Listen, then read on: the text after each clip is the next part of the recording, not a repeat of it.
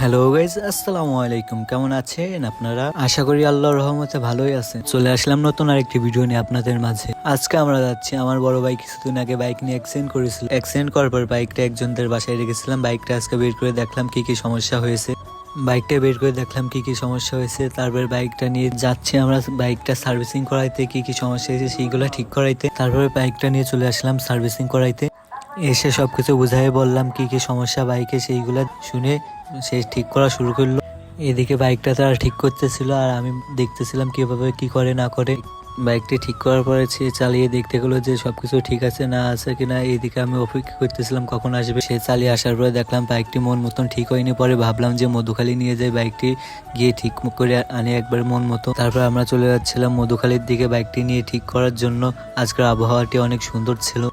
আবহাওয়া দেখতে দেখতে চলে আসলাম আমরা মধুখালীতে আসলাম বাইকটি ঠিক করার জন্য। এসে দেখে একটি পিচ্চি বাইকটি ঠিক করবে। পিচ্চির কাজ দেখে তো আমরা অবাক পুরাই। মানুষ ছোট হতে পারে কিন্তু পিচ্চিটা কাজ অনেক ভালো করে। অবশেষে পিচ্চিটি বাইকটি অনেক সুন্দর মতো ঠিক করে দিল। বাইকটা ঠিক করার পর আজকে আমরা চলে আসছি বাসায়। আজকের মতো ভিডিও এখানেই শেষ করছি। ভিডিওটি ভালো লাগলে সবাই লাইক করুন, শেয়ার করে পাশে থাকুন। ধন্যবাদ।